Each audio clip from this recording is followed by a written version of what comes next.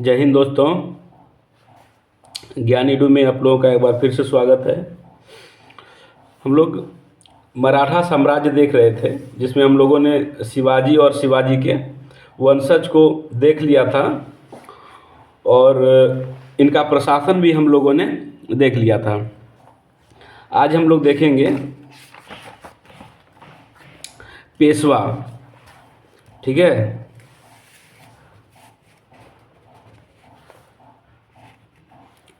देखिए आपको हम कल बताए थे, पिछले क्लास में मैंने आप लोगों को बताया था कि साहू जो राजा बने तो उन्होंने बालाजी विश्वनाथ की सहायता ली थी। ठीक, बालाजी विश्वनाथ के सहायता से वो राजा बने थे। तो उसके बाद क्या होता है कि पेशवा का पद तो पहले से था, लेकिन जब बालाजी विश्वनाथ साहू की मदद करते हैं और उसके एवज में साहू ने बालाजी विश्वनाथ को अपना जो सेना एक करते एक पद बनाया था, जिसको सेनापति भी बोला जाता है, सेना एक करते का उन्होंने उस पर नियुक्ति की थी उनका 1708 में। ठीक है, तो हम आज बालाजी विश्वनाथ को देखेंगे, पेशवा बालाजी विश्वनाथ। चलिए तो हम आपको स्टार्ट करते हैं। मराठा साम्राज्य का संस्थापक अगर पूछेगा तो पता है आप लोगों को, छत्रपति शिवाजी महाराज को मारना है। और अगर मराठा साम्राज्य का द्वितीय संस्थापक अगर बोल दिया तो बालाजी विश्वनाथ को ही आंसर करना है। ठीक है, गलती से भी शिवाजी को नहीं करना है, क्योंकि मराठा साम्राज्य को जो बाद में ऊंचाइयों तक लेके जा रहे हैं वो कौन थे? बालाजी विश्वनाथ थे। ठीक है, तो साहू ने क्या किया, 1708 में बालाजी को सेना एक करते एक पद था जिसका सृजन भी साहू ने ही किया था, और उस पद पे सुशोभित होने वाले पहले पेशवा कौन हुए? तो वो पेशवा तो वो उस समय नहीं थे, लेकिन पहले व्यक्ति कौन थे? बालाजी विश्वनाथ थे। 1713 में बालाजी विश्वनाथ को पेशवा बना दिया जाता है। कब बनाया गया था? 1713 में। तो होता क्या है,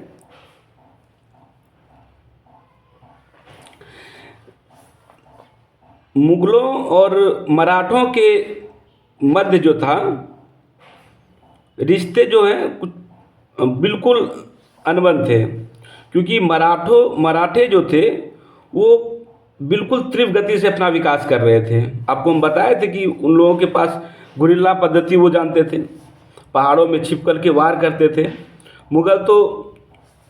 मुगल इस चीज़ से बिल्कुल भयभीत रहते थे। ठीक है, और हुआ क्या कि बालाजी विश्वनाथ की सूझबूझ से एक संधि होती है, दिल्ली की संधि। 1719 में एक संधि हुई थी, दिल्ली की संधि। उस दिल्ली के संधि में क्या हुआ, ये संधि जो था, ये संधि आपके हो गए मुगल और मराठों के बीच की ये संधि थी।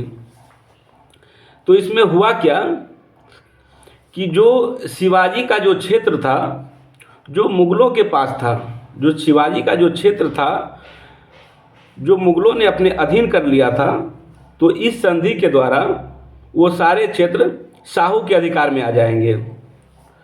और मराठों को 6 प्रांत से सरदेशमुखी और चौथ वसूलने का अधिकार मिल गया। और मिला क्या मिला इनको?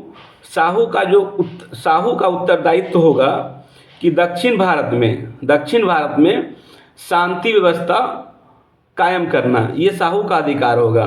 क्योंकि उस समय तक मुगल काफ़ी कमज़ोर हो चुके थे। औरंगजेब जब 1707 में औरंगजेब की मृत्यु होती है, तो औरंगजेब की मृत्यु के बाद हमने आपको बताया था कि ये उत्तरकालीन मुगल साम्राज्य था, क्योंकि औरंगजेब के बाद कोई योग्य शासक ही नहीं आए जो मुग़ल को ऊंचाइयों पे लेके जाए, इसलिए मुग़ल का जो है पतनोन्मुख होता जा रहा था। तो इसमें क्या पॉइंट था कि और फिर शाहू ने फिर क्या किया, जो मुग़ल सम्राट थे उनको 10 लाख रुपये वार्षिक भेंट करेगा। ये सब संधि का ही पॉइंट था। जो शाहू की माता यशोबाई थी और भी जो उनके रिलेटिव थे उनको भी क्या किया गया था, मुग़लों के द्वारा अरेस्ट किया गया था, गिरफ्तार कर लिया गया था, बंदी बना लिया गया था। तो उसको भी इस संधि के द्वारा छोड़ा गया। कई संधियाँ हुई, इस संधियाँ में कई पॉइंट थे, मैंने आपको 3-4 पॉइंट मतलब बता दिया। ध्यान रखिएगा, ऐसे ये सब पूछता नहीं है, ठीक है, ये सब नहीं पूछेगा। इसमें जैसे कि ये पूछता है कि मराठा संघ की स्थापना किसने की, तो मराठा संघ की स्थापना बालाजी विश्वनाथ ने की थी। और कुछ विद्वान हैं, एक विद्वान थे आपके रिचर्ड टेम्पल, इन्होंने मराठों का मैग्ना कार्टा कहा था। ये संधि तो दिल्ली की संधि थी, इसको मराठों का मैग्ना कार्टा कहा था। हालांकि बालाजी विश्वनाथ ज़्यादा दिन तक जीवित नहीं रह पाए, आकस्मिक इनकी 1720 में इनकी मृत्यु हो जाती है। और इनके जो पुत्र थे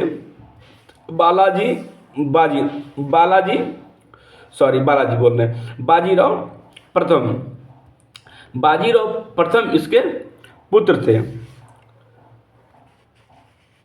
तो और ये द्वितीय पेशवा हुए। पहले पेशवा कौन थे, बालाजी विश्वनाथ, और द्वितीय पेशवा हुए बाजीराव प्रथम। बाजीराव प्रथम जो थे उनका ये उद्देश्य था कि एक ऐसी स्थिति का निर्माण करना है जिसमें विभिन्न मराठा सरदार जो होंगे वो एक दूसरे पर निर्भर रहेंगे, ठीक है, और उनका साथ भी देंगे, सहयोग करेंगे। और दूसरा उनका उद्देश्य था कि मुग़ल साम्राज्य के खंडरों पर भारत के मराठा राज्य की स्थापना करना। उनका ये उद्देश्य था कि हम मुग़ल जो पतन की ओर जा रहा है, तो मुग़ल के हम साम्राज्य पे क्या करेंगे, उसके खंडरों के साम्राज्य पे हम अपना मराठा राज्य की स्थापना करेंगे, मराठा राज्य की स्थापना करेंगे, ठीक है। और इसी के द्रव्यमान में उन्होंने कहा था कि अब समय आ गया है, बाजीराव प्रथम बोल रहे हैं कि अब समय आ गया है कि हम विदेशियों को भारत से निकाल दें और हिंदुओं के लिए अमर कीर्ति प्राप्त कर लें। वो बोल रहे हैं कि हम भारत से विदेशियों को खदेड़ देंगे और हिंदुओं के लिए अमर कीर्ति प्राप्त कर लेंगे। यहीं पे उन्होंने एक स्टेटमेंट अपना दिया था। उन्होंने बोला था कि उन्होंने क्या बोला था कि आओ हम इस पुराने वृक्ष के खोखले तने पर प्रहार करें, शाखाएं तो स्वयं गिर जाएगी। ये बाजीराव प्रथम का स्टेटमेंट था, ठीक है।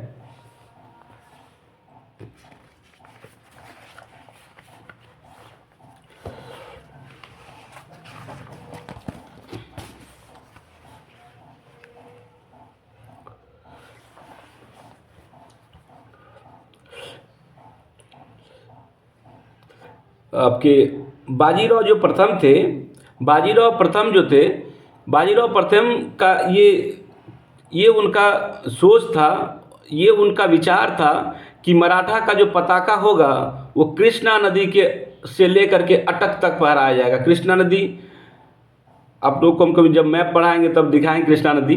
अभी तो यहाँ मेरे पास ना वो सुविधा ही नहीं है जो हम आपको दिखा पाएँ। तो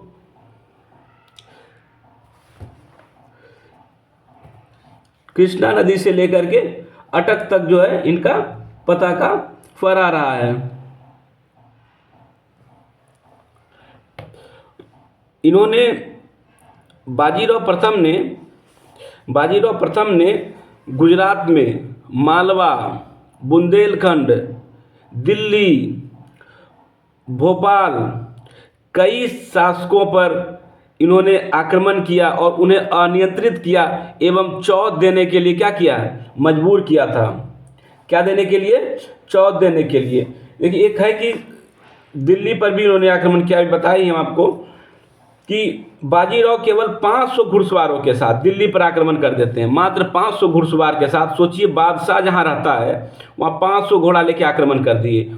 और 3 दिन तक क्या हुआ था कि वहीं वो ठहरे और मुगलों के आतंक, मुगल के जो बादशाह जो थे उनको आतंकित कर दिया, मतलब डरा दिया। और वहाँ से भी उन्होंने चौथ प्राप्त कर लिया था। ठीक है, इसी प्रकार उन्होंने भोपाल में भी किया था। अब जैसे हम आपको बुंदेलखंड के बारे में बताया कि बुंदेलखंड के एक राजा थे जिनका नाम छत्रसाल था। उन्होंने क्या किया, बाजीराव प्रथम थे, उनकी सहायता के लिए उनको उन्होंने बुलाते हैं कि आप मेरी सहायता कीजिए।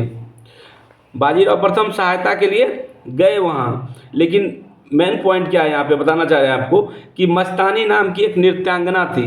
मस्तानी, एक मूवी भी आया था, आप लोगों ने शायद देखा होगा। क्या मूवी का नाम था मुझे तो नहीं याद है, मस्तानी करके एक शायद मूवी आई थी। तो बाजीराव प्रथम एक क्वेश्चन पूछा जा सकता है कि कौन सा वो पेशवा था जिसका संबंध नृत्यांगना मस्तानी से था। तो बाजीराव प्रथम इन्होंने, और इन्होंने अपना क्षेत्र को आपको हम बताए कहाँ कहाँ विस्तार किया। साहू थे, साहू का एक स्टेटमेंट था कि योग्य पिता के योग्य पुत्र। उन्होंने किसे कहा था, तो बाजीराव प्रथम को कहा था, योग्य पिता के योग्य पुत्र। ठीक है,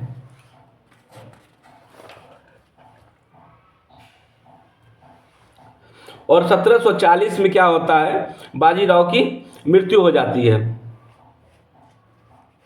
बाजीराव के मृत्यु के बाद साहू ने आपके बालाजी बाजीराव को पेशवा नियुक्त किया। हालांकि उस समय जो रघु भोसले उन्होंने इसका विरोध भी किया था कि आप बालाजी बाजीराव को पेशवा ना बनाएं।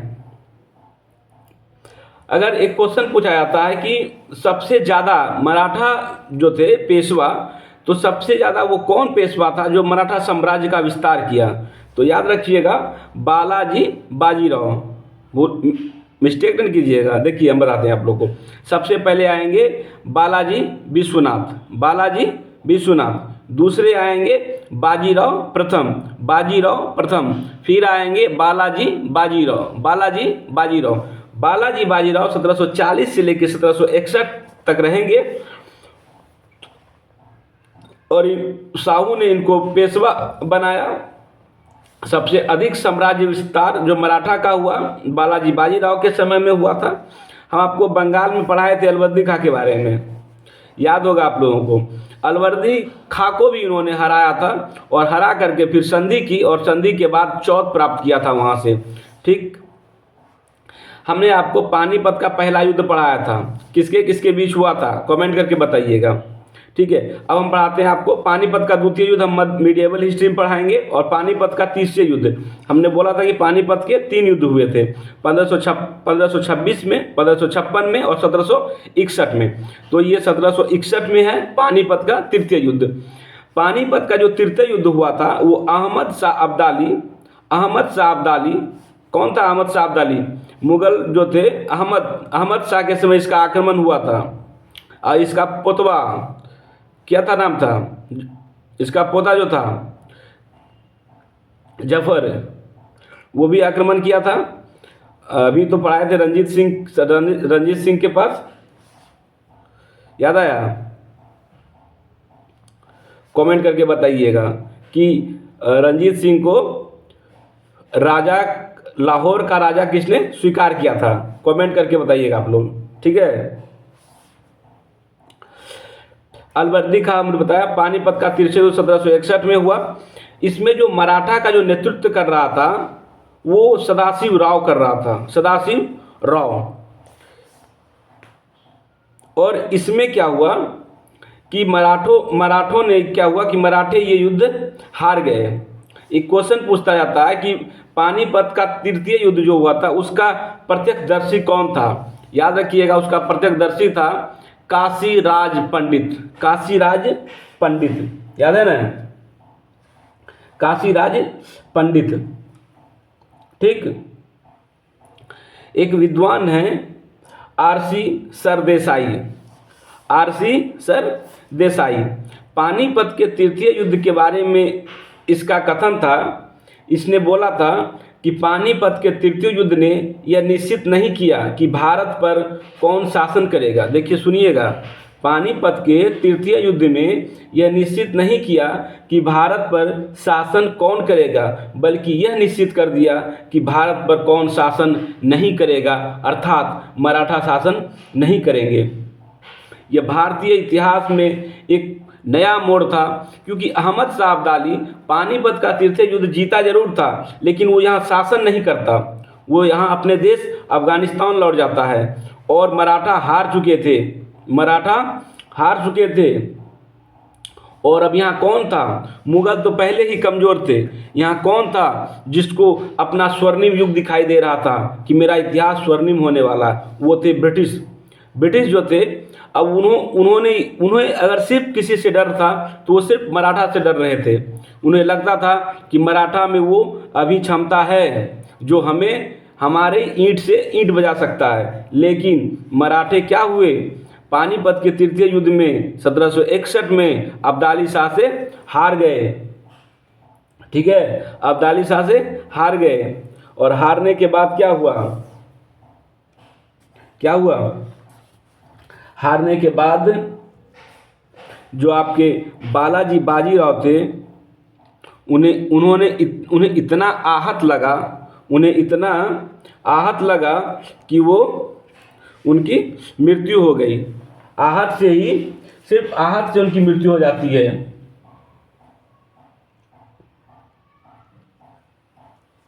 ठीक है।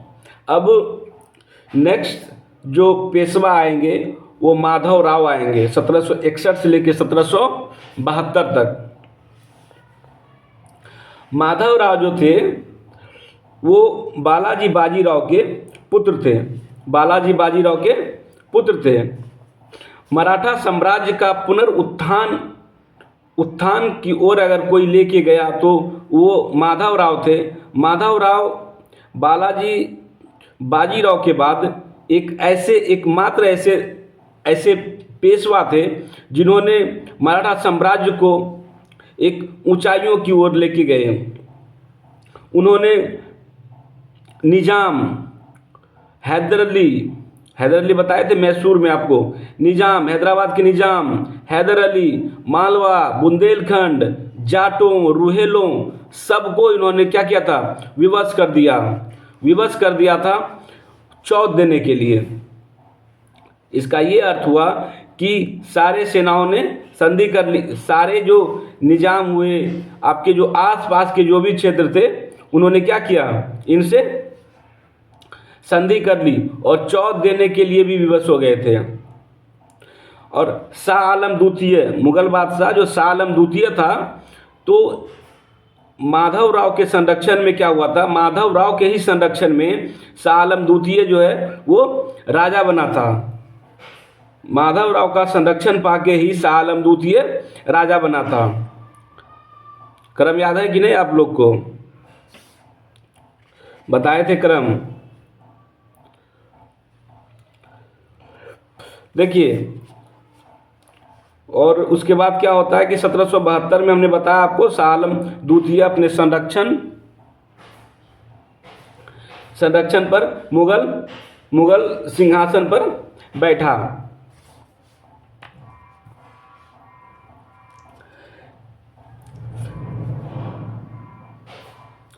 एक विद्वान थे जिनका नाम था ग्रांट डफ। उसने ये कथन दिया था कि माधव राव की जो मृत्यु हुई, माधव राव पेशवाओं के बालाजी, आपके बालाजी हो गए, विश्वनाथ थे, फिर बाजीराव प्रथम थे, फिर बालाजी बाजीराव थे, उसके बाद माधव राव थे। तो उनका ये स्टेटमेंट था कि माधव राव की जो मृत्यु हुई वो मराठों के लिए पानीपत के युद्ध से ज़्यादा क्षति था। उन्होंने ये बोला था कि अगर पानीपत का वो तृतीय युद्ध हार गए तो कोई बात नहीं था, क्योंकि अगर हमने बताया कि माधव राव ने कई क्षेत्रों पर अपना दबाव बनाया, संधि करने को मजबूर किया और फिर चौथ प्राप्त किया था। तो उनका ये कहना था कि अगर माधव राव होते तो इतिहास अभी भी कुछ और होता। माधव राव की 1772 में मृत्यु हो जाती है। माधव राव की 1772 में मृत्यु हो जाती है। उसके बाद जो भी पेशवा आए वो योग्य नहीं थे। उनके बाद माधव राव के बाद नारायण राव आते हैं, उसके बाद फिर रघु राव आते हैं, माधव राव आते हैं, और सबसे जो अंतिम पेशवा थे वो बाजीराव द्वितीय थे, जो 1796 से 1800 के बीच वो पेशवा के पद को सुशोभित कर पाते हैं। बाजीराव द्वितीय जो थे ये अंग्रेजों के सामने अपने आप को नतमस्तक कर देते हैं, अपने आप को सिलेंडर कर देते हैं। हमने बताया अभी, और ये जो था अभी विद्वान जो था डफ, बताया ना आपको, ग्रांड डफ, उसने भी यही बात बोला ना कि माधव राव की जो मृत्यु हुई पानीपत के तृतीय युद्ध से ज़्यादा हानिकारक था, क्योंकि माधव राव रहते तो इतिहास कुछ और होता। वही बोल रहे हैं कि अंग्रेज़ों के सामने नतमस्तक हो गया। 8 लाख रुपया पेंशन देके क्या किया अंग्रेज़ों ने, इनको 8 लाख रुपया पेंशन दिया और भेज दिया विठूर भेज दिया। और इसी बाजीराव द्वितीय के पुत्र हुए धोंधू पंत नाना साहब, जो 1857 की क्रांति में भाग ले रहे हैं। ठीक है, ये हम आप लोगों को जब 1857 की क्रांति पढ़ाएंगे तो हम धोंधू पंत यानी कि नाना साहब के बारे में आप लोगों को बताएंगे, और ये अंतिम पेशवा थे। ठीक है, देखिए इसके बाद क्या होता है कि मराठों के बीच आपका जब माधव राव की जब मृत्यु हो जाती है तो उसके बाद अंग्रेज़ों ने क्या किया, मराठों के बीच 3 युद्ध होते हैं। प्रथम आंग्ल मराठा युद्ध, द्वितीय आंग्ल मराठा युद्ध और तृतीय आंग्ल मराठा युद्ध। ठीक, हमने आपको कितने कौन कौन से आंग्ल, और भी आंग्ल मराठा नहीं, जैसे आंग्ल मैसूर युद्ध पढ़ाया था, आंग्ल फ्रेंच युद्ध पढ़ाए थे ना। फिर आपको और क्या पढ़ाए थे,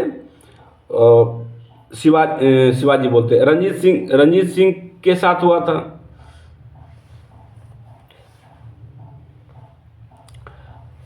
तो हम अभी देख रहे थे आंग्ल मराठा युद्ध। पहला आंग्ल मराठा युद्ध 1775 से लेकर 1782 के बीच में हुआ था। उस समय गवर्नर कौन था, तो वारेन हेस्टिंग था। फिर दूसरी आंग्ल मराठा युद्ध 1803 से लेकर 1805 के बीच होता है, लॉर्ड वेलेजली के बीच होता है। तृतीय आंग्ल मराठा युद्ध 1817 से 1818 के बीच होता है, लॉर्ड हेस्टिंग के बीच होता है। याद रखिएगा, ये आपको इस तरह दे देगा, एक दे देगा आपका द्वितीय आंग्ल मराठा युद्ध, फिर दे देगा तृतीय आंग्ल मैसूर युद्ध, फिर डेट दे देगा या गवर्नर जनरल का नाम दे देगा, बोलेगा इसको मैच कीजिए। तो याद कीजिएगा, आपको हम जो बता रहे हैं वो एग्ज़ाम के पॉइंट ऑफ व्यू से बहुत ही इम्पोर्टेंट है। ठीक है, तो यहाँ हम लोगों ने 3 युद्ध देख लिया। अब कुछ संधियाँ हुई थी मराठों के बीच और अंग्रेज़ों के बीच, तो उसको हम देख लेते हैं। ठीक है, तो एक संधि पुरंदर की संधि हुआ था, हमने बताया था आपको 1665 में जयसिंह और शिवाजी के बीच हुआ था। ठीक है, एक और पुरंदर की संधि हुई 1776 में, ये जयसिंह और शिवाजी के बीच नहीं हुई थी, ये माधव राव एवं अंग्रेज़ों के बीच हुई थी। तो पुरंदर की संधि 2 हुआ था। ठीक है, वहाँ क्लियर पूछा जाएगा कि पुरंदर की संधि कौन सा है, आपको वो डेट देगा। ठीक है, तो पुरंदर की संधि 1665 में हुआ था जयसिंह एवं शिवाजी के बीच, एक और पुरंदर की संधि हुई 1776 में माधवराव एवं अंग्रेजों के बीच। एक संगोला का संधि होता है 1750 में बालाजी बाजीराव एवं राजा राम के बीच, बताए थे हम आपको। ठीक है, एक झलकी की संधि हुई हैदराबाद के निजाम और बालाजी के बीच। झलकी की संधि 1752 में किसके किसके बीच? बालाजी और हैदराबाद के निजाम के बीच। सालबाई की संधि माधवराव, बताए पढ़ाए ना, माधवराव एवं अंग्रेजों के बीच हुआ था सालबाई की संधि। माधवराव एवं अंग्रेजों के बीच सालबाई की संधि। फिर बेसिन की संधि होती है 1802 में। बेसिन की संधि 1802 में होता है। किसके किसके बीच होता है? बाजीराव द्वितीय एवं अंग्रेजों के बीच। बाजीराव द्वितीय एवं अंग्रेजों के बीच।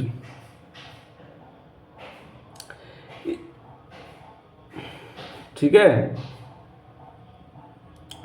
आइए अब हम देखते हैं पूना की संधि। पूना की संधि भी हुई थी 1817 में। बाजीराव एवं अंग्रेजों के बीच हुआ था। बाजीराव, ठीक है, ये कुछ संधि हैं, आप याद कर लीजिएगा दोस्तों इसको। ठीक है, एग्जाम में पूछता है, जो पूछा जाता है मैं उतना ही यहाँ ड्राफ्ट कर रहा हूँ, ज़्यादा मैं तामझाम कर ही नहीं रहा हूँ, क्योंकि बस आप कम पढ़िए और सिलेक्शन लीजिए। ठीक है, और अपने मम्मी पापा का जो नाम है ना, समाज में पूरा गर्व से ऊंचा कर दीजिए। ठीक है, अब हम देख रहे थे कि बाजीराव प्रथम के समय मराठा सरदार जो थे वो 4 स्वतंत्र प्रांत में विभक्त हो चुके थे। ये बाजीराव प्रथम की बात है। बाजीराव प्रथम कब से कब तक थे? बाजीराव प्रथम आपका 1720 से लेकर के 1740 तक थे। ठीक है, तो क्या हुआ था कि नागपुर में भोसले वंश की स्थापना, ठीक, बड़ौदा में गायकवाड़ वंश की स्थापना, इंदौर में होलकर और उज्जैन में सिंधिया वंश। ये 4 हैं। पूछे जाते हैं कि नागपुर में कौन से वंश थे, तो याद रखिएगा भोसले वंश। बड़ौदा में कौन से थे? तो गायकवाड़ वंश। इंदौर में होलकर और उज्जैन में सिंधिया वंश। देखिए दोस्तों, मराठा साम्राज्य में जितना पढ़ाना था मैंने आपको उससे ज़्यादा ही पढ़ा दिया है। तो आप लोग क्या कीजिएगा, इसको रिवीजन कर लीजिएगा अच्छे से।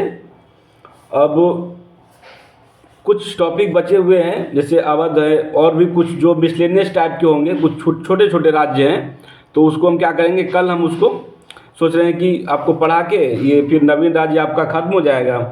फिर हम लोग ब्रिटिश के समय जो आर्थिक नीति थी उस पर बात करेंगे। ठीक है दोस्तों, थैंक यू।